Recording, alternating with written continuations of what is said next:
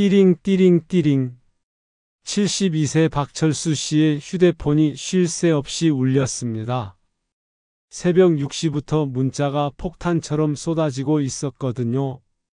대한은행 결제 승인 208만 9천원 잔액 5,071만 1,000원. 대한은행 결제 승인 156만원 잔액 4,915만 1,000원. 대한은행 결제 승인 445만원 잔액 4,470만 1,000원. 이게 뭔 소리야? 박노인은 눈을 비비며 휴대폰을 다시 봤습니다.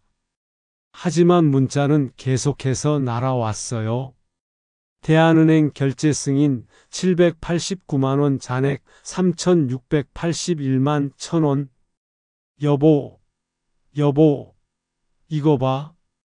하지만 옆자리는 이미 비어 있었습니다. 아내는 벌써 시장에 나간 후였죠. 박노인은 떨리는 손으로 은행 앱을 열어봤습니다. 어떻게 이런 일이? 30년간 꼬박꼬박 모은 5천만 원이 실시간으로 줄어들고 있었어요. 아내와 함께 계획했던 여행비, 손자 교육비까지 모든 것이 눈앞에서 사라지고 있었거든요. 똑똑똑. 박씨, 큰일 났어요. 이웃집 김순자 여사가 헐레벌떡 뛰어왔습니다. 손에는 휴대폰을 꽉 쥐고 있었습니다. 내 통장에서 2천만 원이 순식간에 빠져나갔어요. 두 노인은 서로의 휴대폰 화면을 바라봤습니다. 같은 아파트 단지, 같은 시간대에 일어난 일. 과연 우연일까요? 혹시 김 여사가 내 휴대폰을? 박노인의 머릿속에 의심의 씨앗이 자라나기 시작했습니다. 평소 친하게 지냈던 이웃이었지만 돈 앞에서는 사람이 변하는 법이니까요. 띠링. 또 다른 문자가 왔습니다. 대한은행 결제 승인 890만원 잔액 2,791만 1,000원. 아버지, 제가 왜 그런 일을 하겠어요? 급히 달려온 아들 민호가 억울해하며 소리쳤습니다. 박노인은 평소 돈 문제로 갈등이 있었던 아들마저 의심하기 시작한 거예요. 내가 내 휴대폰 만진 거 아냐? 지난번에 병원에서.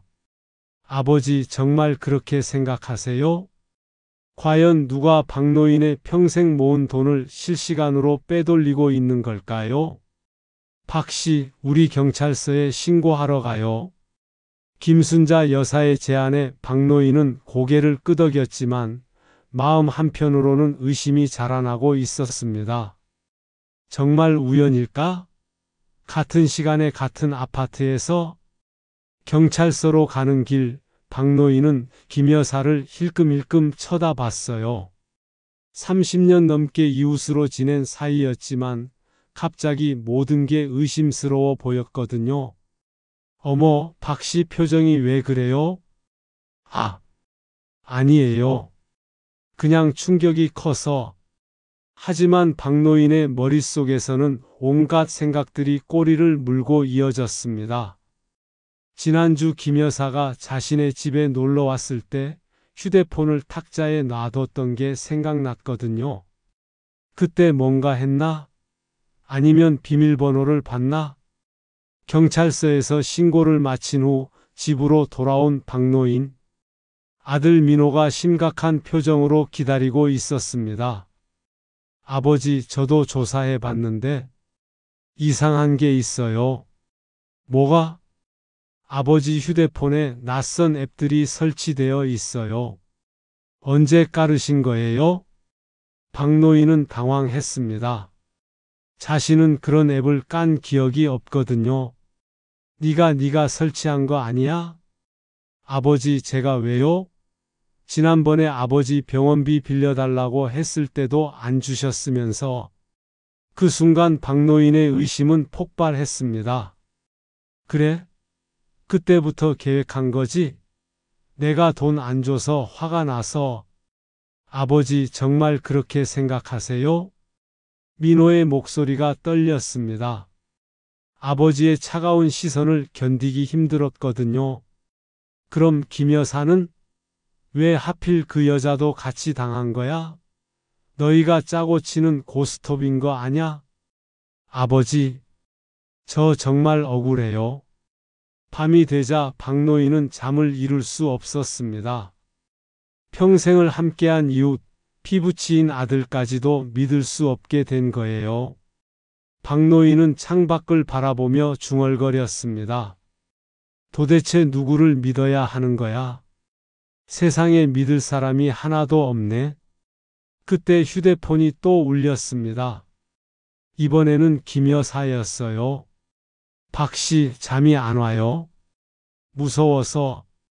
혹시 범인이 우리 주변에 있는 건 아닐까요?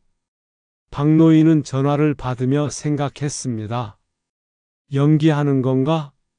아니면 정말 무서워하는 건가? 의심은 눈덩이처럼 불어나고 있었습니다. 3일 후 경찰서에서 연락이 왔습니다.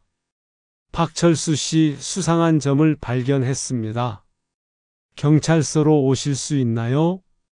박노인과 김 여사 그리고 아들 민호까지 함께 경찰서로 향했습니다. 가는 길 내내 서로를 의심하는 시선들이 오갔죠. 어떤 수상한 점이죠? 최근 이 지역에서 fem토셀을 이용한 사기 사건이 여러 건 발생했습니다. fem토셀이 뭐예요? 박노인이 물었습니다. 가짜 기지국이라고 보시면 됩니다. 범인이 아파트 근처에 이 장비를 설치해서 주민들의 휴대폰 신호를 가로챈 겁니다. 김 여사가 놀라며 소리쳤어요. TV에서 비슷한 뉴스를 봤어요. 그럼 우리가 서로 의심할 필요가 없었다는 거요? 경찰관이 고개를 끄덕였습니다. 네, 범인은 여러분과 전혀 관계없는 제3자입니다. CCTV 분석 결과 수상한 차량이 며칠 전부터 아파트 주변을 맴돌고 있었어요. 박노인은 머리가 띵했습니다. 그동안 김 여사와 아들을 얼마나 의심했던가요? 그럼 우리가 맞습니다. 범인은 따로 있었던 거죠. 민호가 아버지를 바라봤습니다. 눈에는 서운함이 가득했어요. 아버지, 그동안 저를 어떻게 생각하셨는지. 박노인은 말문이 막혔습니다. 아들의 상처받은 표정을 보니 가슴이 미어졌거든요. 미안하다, 민호야. 아버지가 너무 놀라서. 김 여사도 씁쓸하게 웃었어요. 박씨, 30년 넘게 이웃으로 지냈는데 저를 그렇게 의심하셨다니. 김 여사, 내가 정말 미안해요. 경찰관이 계속 설명했습니다. 범인은 전문적인 해킹 장비를 사용해 여러분의 휴대폰을 조종했습니다. 특히 나이 드신 분들을 목표로 하는 신종 사기 수법이에요. 그럼 돈은 찾을 수 있나요? 박노인이 간절히 물었습니다. 최선을 다해 보겠습니다. 하지만 시간이 좀 걸릴 것 같아요. 집으로 돌아오는 길, 세 사람은 말없이 걸었습니다. 진실은 알았지만 상처는 쉽게 아물지 않을 것 같았어요. 박노인이 먼저 입을 열었습니다. 내가 너무 성급했소. 하지만 이미 금이 간 신뢰를 회복하기에는 시간이 필요할 것 같았습니다. 일주일이 지났지만 관계는 예전 같지 않았습니다. 아들 민호는 아버지에게 안부 전화도 하지 않았고 김 여사는 박노인과 마주쳐도 어색하게 인사만 하고 지나갔어요. 여보, 그러지 말고 민호한테 전화해봐요. 아내가 걱정스럽게 말했지만 박노인은 무슨 말을 해야 할지 몰라 선뜻 전화를 걸 수 없었습니다. 그날 저녁 충격적인 소식이 들려왔습니다. 박씨, 범인 잡혔어요. 김 여사가 헐레벌떡 뛰어왔습니다. 오랜만에 밝은 표정이었어요. 정말이요? 네. 경찰서에서 연락 왔어요. 20대 남자인데 전국을 돌아다니며 이런 짓을 했다지 뭐예요. 박노인은 복잡한 심정이었습니다. 범인이 잡힌 건 다행이지만 그동안 소중한 사람들을 의심했던 자신이 부끄러웠거든요. 김 여사, 그동안 정말 미안했소. 됐어요. 박 씨도 충격이 컸을 텐데. 하지만 김 여사의 목소리에는 여전히 서운함이 배어 있었어요. 그날 밤 박노인은 아들에게 전화를 걸었습니다. 민호야, 아버지야. 네, 아버지. 차가운 목소리였습니다. 범인 잡혔다고 하더라. 들었어요. 민호야, 아버지가 너무 성급했나 봐. 전화 너머로 한숨 소리가 들렸어요. 아버지, 저는 괜찮아요. 다만, 아버지가 저를 그런 식으로 생각하신다는 게 충격이었어요. 지난번 병원비 때문에 다툰 게 있다고 해서 제가 아버지 돈을 훔칠 거라고 생각하신 거잖아요. 박노인은 할 말이 없었습니다. 아들의 말이 맞았거든요. 미안하다, 민호야. 아버지, 사실 저도 이해해요. 평생 모은 돈이 갑자기 없어지면 누구든 의심하게 되죠. 하지만, 그래도 가족은 끝까지 믿어주는 거 아닌가요? 그 말에 박노인의 눈에서 눈물이 흘러내렸습니다. 다음 날 경찰서에서 또 다른 소식이 전해졌어요. 피해 금액의 80%는 회수할 수 있을 것 같습니다. 좋은 소식이었지만 박노인의 마음은 여전히 무거웠습니다. 돈보다 더 소중한 것을 잃었다는 생각이 들었거든요. 한 달 후 박노인은 피해 금액의 대부분을 돌려받았습니다. 하지만 마음은 여전히 허전했어요. 김 여사와는 예전처럼 편하게 대화할 수 없었고 아들과도 어색한 사이가 되어버렸거든요. 여보, 이제 그만하고 먼저 사과해요. 아내의 조언에 박노인은 결심을 했습니다. 첫 번째로 찾아간 곳은 김 여사 집이었어요. 김 여사, 내가 진짜 사과하러 왔어요. 아이고, 박 씨. 됐다고 했잖아요. 아니에요. 30년 넘게 이웃으로 지내면서 어떻게 그런 생각을 했는지 제가 너무 못났어요. 박노인은 정중하게 고개를 숙였습니다. 김 여사, 앞으로는 절대 그런 일 없을 거예요. 다시 예전처럼 지낼 수 있을까요? 김 여사의 눈에도 눈물이 맺혔어요. 박 씨, 사실 저도 서운했어요. 하지만 이해도 해요.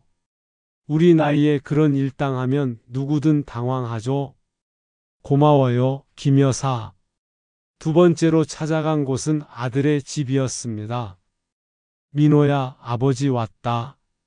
아버지, 얘기 좀 하자. 거실에 마주 앉은 아버지와 아들. 박노인이 먼저 입을 열었어요. 민호야, 아버지가 정말 잘못했다. 네가 내 아들인데 어떻게 그런 의심을 했을까? 아버지, 아니, 끝까지 들어봐. 내가 그동안 얼마나 후회했는지 몰라.